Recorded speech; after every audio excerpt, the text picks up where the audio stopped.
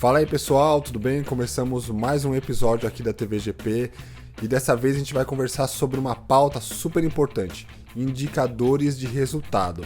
E a gente convidou a Tatiana, que é sócia e COO da agência Gana, para vir falar com a gente sobre esse tema que é super valioso. Então fique por aí, a gente conversou muito sobre como construir indicadores, por onde começar, dicas valiosas que você pode adquirir com essa conversa da Tatiana aqui com a gente sobre indicadores de resultado que para a gestão são fundamentais. Então fique por aí nesse vídeo, mas antes não se esqueça de se inscrever aqui no YouTube do Instituto Mestre GP. A gente tem conteúdo novo com muita frequência, então para você não perder nada, se inscreve aqui no YouTube do Instituto Mestre GP. E também, se você gostar da conversa, chegou no final do papo, falou, poxa, que conversa legal, encaminhe para um amigo, compartilhe com a sua rede, com as pessoas que estão aí no seu ambiente de trabalho, com seus amigos, colegas, enfim. Faça com que esse conteúdo chegue para mais gente, beleza? Então fique agora com esse papo que a gente teve aqui com a Tatiana.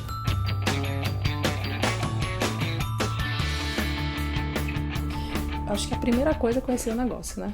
Eu acho que conhecer e entender o negócio e saber qual é o objetivo planejado daquele negócio é o primeiro ponto para você saber quais indicadores que você precisa aplicar e implementar dentro do negócio, aí falando de agência, né?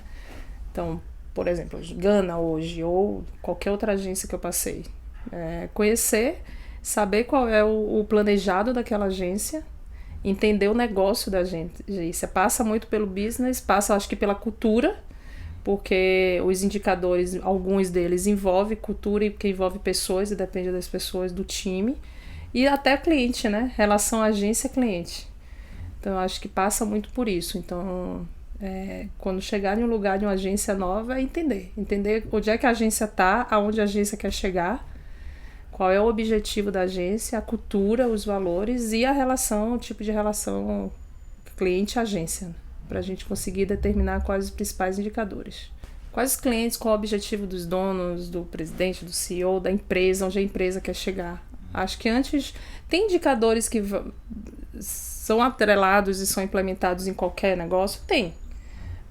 O objetivo final de ter lucratividade, ele vai estar em qualquer empresa, seja a agência ou qualquer um. Mas até para você encontrar o melhor caminho de chegar naquilo ali, é bom você conhecer, né? Sondar, entender o terreno, conhecer o terreno, onde você quer, qual é o objetivo. Como é que o time está engajado nisso? Porque muitas vezes você pode ter ali as melhores ferramentas de indicadores, mas se você não tem um time também engajado para fazer acontecer, você vai ter a ferramenta, mas você não vai conseguir extrair o dado com qualidade, né? Você vai ter um dado talvez quantitativo lançado de qualquer forma, mas você não vai ter qualidade, né, daquele dado. Uma coisa mais qualitativa. Então, eu acredito muito que passa por esse assessment, por esse conhecimento do negócio, da cultura, do time e do cliente, das relações, né, agência e cliente.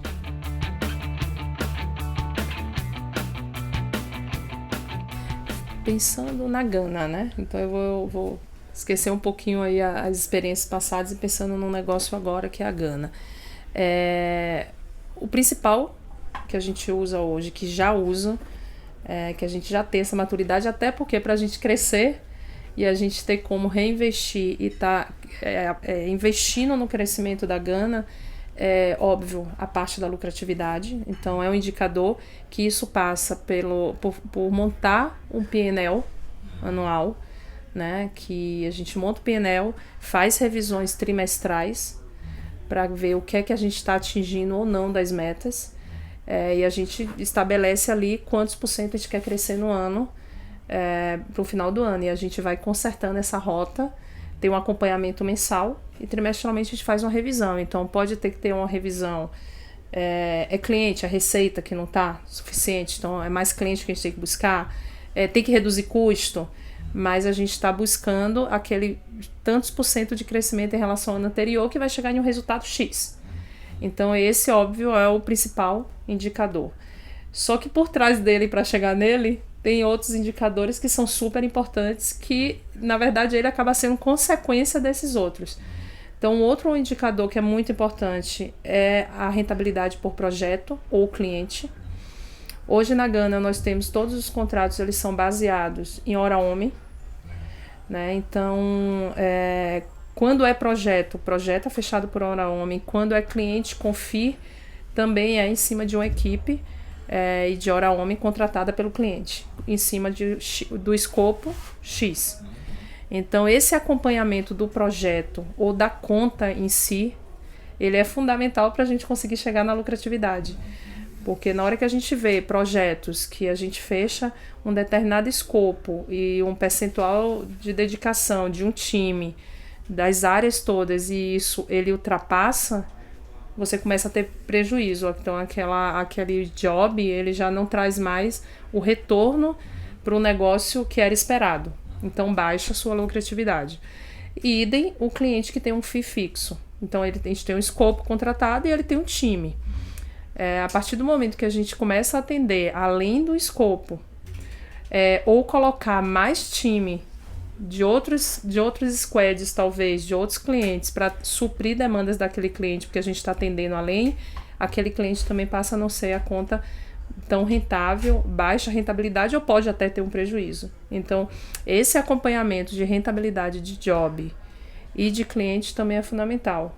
E óbvio que aí passa, como a gente falou, pelas pessoas. Por isso que eu sempre digo que isso é muito importante, porque a ferramenta do timesheet é fundamental para que a gente consiga apurar a rentabilidade dos projetos dos clientes, né? E aí a gente tem, o grande desafio hoje, eu acho que no mercado de publicidade, de forma geral, mas falando da Gana, eu digo que é um dos grandes desafios. Fazer o time entender a importância de preencher um timesheet corretamente, de não preencher ou chegar lá e colocar 8 horas em qualquer coisa, porque se a gente não consegue saber aonde tem ali um gargalo e aonde a gente está perdendo, a gente não consegue resolver o problema da falta de lucratividade, do prejuízo, da falta de rentabilidade. Então esse eu acho que é um dos grandes desafios hoje que a gente tem quando fala de time, seguir processo ou utilizar a ferramenta, é o preenchimento correto do timesheet. E o outro acompanhamento indicador que é muito importante é a gente levantar a refação, né? Então eu sempre falo que refação é o grande ralo das agências de publicidade e não vai ser diferente na Gana. Então essa é uma coisa que a gente tem que levantar, abordar e entender. Porque na hora que a gente tem um índice muito alto de refação, a gente pode estar com um problema, né? A gente tem que identificar onde é que está o problema. O problema é interno, esse gargalo está no meu time, né? É o atendimento que não fez o briefing correto porque não entendeu, não teve um debriefing com o cliente, foi a criação que não entendeu direito o briefing que o atendimento passou, foi estratégia que não entendeu direito, foi conteúdo, foi um problema interno de comunicação ou até mesmo de skills e um problema até de perfil de pessoas dentro do nosso time, ou a gente está com um problema no cliente também. Então você pode ter os dois lados. Então, quando a gente tem arrumado dentro de casa e tem certeza e levanta esse índice e sabe que não é um gargalo interno, é muito mais fácil a gente pegar aquilo, apresentar para o cliente e falar, tá vendo? Então, vamos passar a cobrar refação agora, vamos acertar o seu time, vamos fazer uma aula, então, um workshop dentro do cliente para entender algumas coisas, para que o briefing venha melhor. Então, aí a gente busca soluções, porque é um grande ralo, né? Escorre dinheiro, é refação. Então, esses 3 hoje é o que já estão implementados na Gana, e esse ano a gente está trabalhando e buscando um outro índice agora de acompanhar mesmo a questão de pipeline e prospect, né? Então a gente construir início do ano um growth plan, né? Um planejamento, um plano de crescimento mesmo. Então assim, quanto a gente quer conquistar de cliente, quais categorias de clientes que a gente quer conquistar, levantar mesmo nomes de clientes para a gente prospectar. Esse ainda está em andamento, porque faz parte, inclusive, para a gente chegar no resultado que a gente quer do P&L no final do ano. Mas esse ainda está em andamento.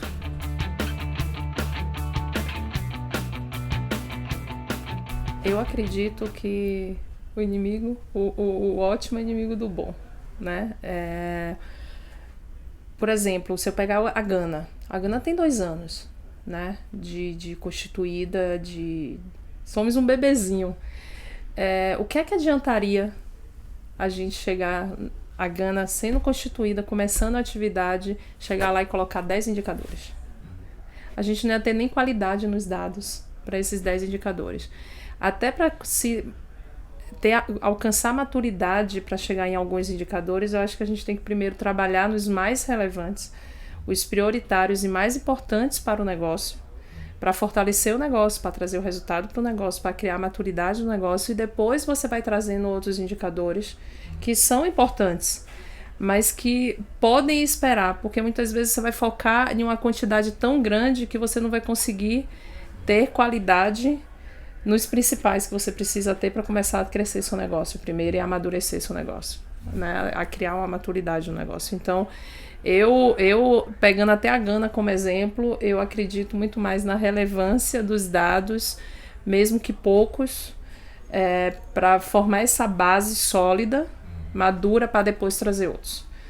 Eu acredito mais do que ter um monte, vou colocar 10 indicadores aqui, e que, primeiro, você pode não ter pessoas qualificadas para ler os dados desses relatórios, você pode não conseguir extrair esses relatórios da forma correta, com os dados corretos, aí você vai se basear em dados que não são verídicos, não estão consolidados, muitas vezes até pela maturidade da empresa, os dados não estão consolidados ainda.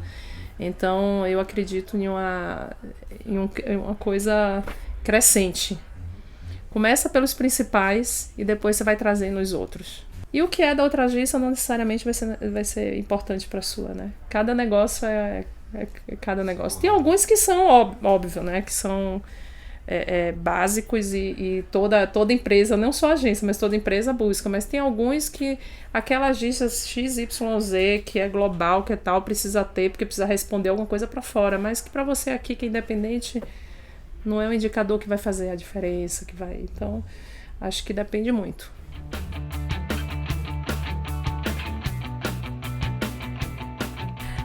Eu tenho um exemplo de um projeto. Foi um cliente, foi de um projeto. O projeto era para durar 1 mês e meio, aproximadamente, de entrega. Foi precificado dessa forma, né? Com o tempo de cada profissional necessário para 1 mês e meio. E esse projeto durou quase 5 meses. Não preciso dizer que, óbvio, não teve nenhum tipo de rentabilidade à agência. Muito pelo contrário, assumiu um prejuízo porque teve que entregar o projeto e teve que alocar time que já não era mais coberto pelo FII recebido por aquele projeto.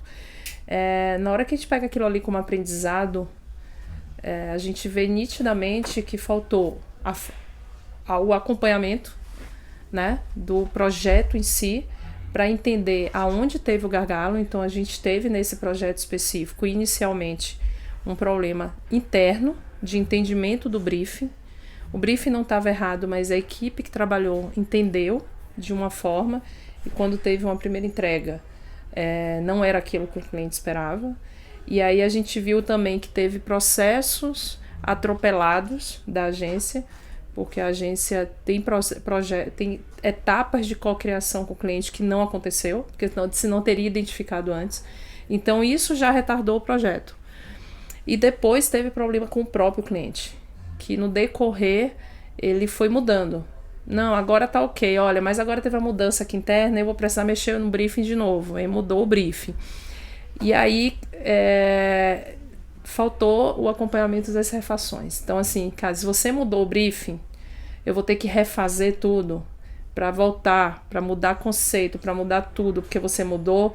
Então agora a gente vai ter que parar aqui e rever escopo, porque já ultrapassou o número de refações previsto na proposta. Mas, de fato, foi um job que eu acho que não teve, um projeto que realmente não teve acompanhamento nem do projeto para entender quem já estava se dedicando, quem estava entregando o quê, em qual etapa do cronograma do projeto estava cada coisa, onde a gente errou, como também não teve um acompanhamento das refações até para voltar para o cliente e colocar um limite no cliente.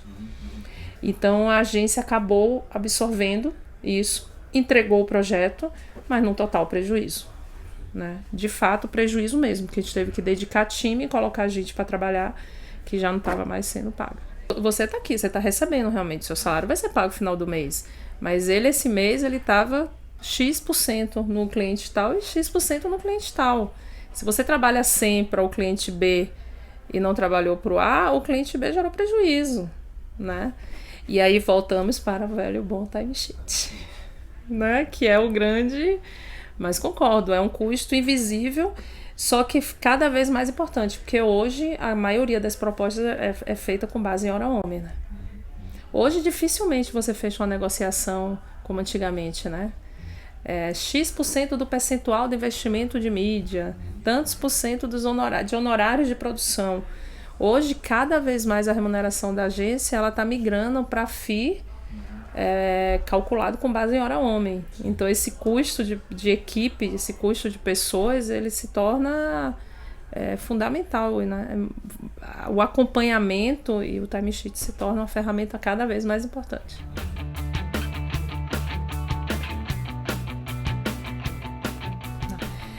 Que eu falo até nem um projeto só, mas talvez cliente em si. Acho que um cliente que tem vários clientes internos, né? Então, se você tem uma equipe ali que atende esse cliente, mas essa equipe é demandada por vários clientes, um momento a gente parou, olhou e fez, cara, peraí, né? São muitas solicitações em cima de dos mesmos prazos, com a mesma equipe. Então, na hora que a gente conseguiu ler esses indicadores para ver, olha, primeiro refação. Então, a refação a gente identificou e viu, cara, a gente está aqui com problema porque como o time está se dividindo, porque está todo mundo trabalhando para todos os clientes internos do nosso cliente, alguém pode ter começado um trabalho, daqui a pouco não é mais aquela pessoa que começou, que quando volta já coloca uma outra pessoa para terminar, porque aquela pessoa já está em outro job, aí acaba errando, aí tem refação, porque não foi quem começou o job. Então a gente começou a apurar isso, falou, por que tá tendo refação? Ah, não, começou a ter refação porque quem pegou para refazer não foi quem começou. Mas o ideal é que quem comece termine. Ah, mas é porque teve que entrar em outro job. Mas por que teve que entrar em outro job? Aí quando a gente começou a acompanhar a conta em si e não só um projeto, a gente identificou o quê? Que a gente tinha vários clientes que são divididos em áreas. A gente falou, então vamos fazer assim? Primeiro, SLA acordada com o cliente. Fundamental. Porque o cliente precisa entender quais os prazos de execução tanto da agência como dele também. Claro, exceções existem. Na exceção, se a gente está com a casa arrumada, a exceção ela vai ser uma exceção e a gente vai conseguir resolver tranquilamente. Mas se tudo entra fora de prazo, tudo atropelando, a exceção virou regra, aí tumultua a operação. Então, assim, quando a gente viu, a gente parou para pensar assim, cara, por que então não montar mini squads? A gente tem os clientes internos, vamos ter as SLAs estabelecidas.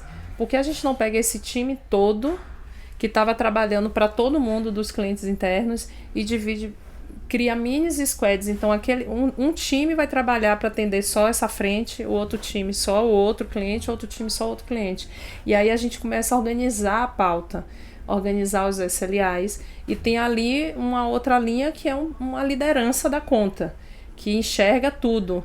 Mas a parte mais operacional da conta a gente divide em mini squads, que a gente consegue evitar isso. Então, quem entra em um job, termina o job, porque é do seu cliente interno, ali do cliente principal, atendendo as SLAs. Aí a gente começa a conseguir mostrar para o cliente o volume de coisas que a gente está fazendo em cada um desses mini squads.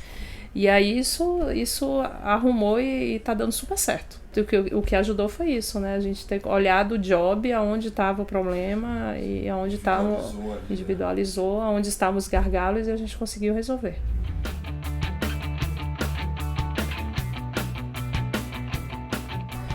Bom, eu acho que primeiro a gente tem que ter pessoas que consigam te ajudar a implementar e que entendam o objetivo de cada indicador daquele. Então eu posso mencionar aqui 2 áreas que eu acho fundamental de apoio e que assim, sem elas a gente não vai conseguir implementar. Uma é a gestão de projetos. Então na hora que a gente fala dos indicadores da refação, quando a gente fala de acompanhar o projeto ou a conta de um cliente, se é rentável, se não é, precisa de um gerente de projetos, precisa de alguém olhando aquilo ali. Ah, minha agência não tem gerente de projetos. Ok, se você não tem a figura do gerente de projetos, quem é que faz isso na sua agência? É alguém de operações? Mas tem que ter alguém preparado para levantar esses dados e trazer. E acender a luzinha amarela quando vê que o projeto ou que a conta está saindo do trilho, para que de imediato as ações sejam tomadas para que aquilo volte para o caminho, né? Então eu acho que é fundamental. Consertar a rota, não deixar se perder, consertar a rota de imediato. Então tem que ter alguém com esse olhar, não é gerente de projetos e operações, mas é fundamental. Outra área que eu acho que é importante é a área de finanças e orçamento, uma controladoria, finanças, orçamentária. Até para você construir os indicadores, você precisa saber onde a agência quer chegar. Quer crescer o quanto, quer buscar o quê, qual é o resultado que você quer. Então tem que ter uma área de finanças ou de orçamento que construa um P&L, um orçamento do ano, que faça esse acompanhamento mensal, que aponte aonde você está. Olha, você está com a receita abaixo, com o custo acima, estourou tal linha de custo, o que aconteceu, tem que reduzir, tem que correr atrás de cliente, não está batendo, não está chegando na meta. Fazer uma revisão orçamentária de 3 em 3 meses, de 4 em 4 meses, para saber aonde você está, o que é que você ainda tem que correr. Essas duas áreas eu acho fundamental para ajudar a trabalhar esses dados, esses números, trazer insight até para ajudar a liderança, o board a tomar decisão. Porque, por exemplo, se a área financeira atrás não está batendo, você não chegou na receita, você está com custo alto, qual a decisão que uma liderança tem que tomar? Dá para cortar custo? Não dá? Eu consigo trazer cliente? Vou investir em prospecção? O quanto que eu tenho que investir em prospecção? Será que o que eu vou investir para trazer um cliente, a receita desse cliente vai cobrir o que eu vou gastar para trazer ele? Então tem toda uma análise que precisa. Mas a gente não pode esquecer que tudo passa também pelas pessoas. Então a outra dica que eu daria também é trabalhar a cultura, os valores e dividir isso com todo mundo. Então, se todo mundo que está ali entender a importância e o porquê que precisa daqueles indicadores e o que é que daquilo ali traz de benefício, vai ser muito mais fácil ter aderência.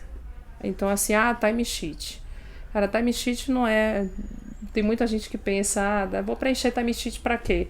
Para o cara saber que eu saí 1 hora mais cedo, ou que eu fiquei tanto tempo mais tarde, ou controlar a minha vida. Não, cara, time sheet não só para ver se o cliente está sendo rentável ou não, mas até para a gente conseguir trabalhar a sua qualidade de vida no trabalho. Porque se você tem que trabalhar 8 e trabalhou 12, eu tenho que entender o porquê você trabalhou 12. Eu preciso colocar mais gente junto com você para ajudar? O porquê, onde é que está acontecendo? Então, trabalhar todos esses valores e essa cultura para que as pessoas compreendam e passem a fazer também a parte, né, disso, dessa construção. Porque só uma ferramenta não entrega o resultado. Você pode ter a melhor ferramenta, por trás dela tem que ter as pessoas, a gente vai precisar disso. Seja a pessoa para analisar o dado que a ferramenta vai dar, ou seja a pessoa que vai ter que imputar o dado, né, na ferramenta, da forma correta, para que esse dado tenha qualidade no final. Então eu acho que esses 3 pilares, time geral da agência, cultura, valor, ser transparente, apresentar, falar o porquê, falar os resultados, falar o objetivo, ouvir as dificuldades. Eu tenho dificuldade porque o sistema não é bom, porque fecha toda hora, porque trava. Então se tem um problema no sistema, vamos trocar o sistema. Ouvir também qual a dificuldade do dia a dia daquele funcionário, porque não faz. O outro pilar, a gerência de projetos ou operações, e um outro pilar, finanças e orçamento, que é fundamental. Eu acho que esses 3 pilares formam um tripé aí importante para conseguir construir esses indicadores.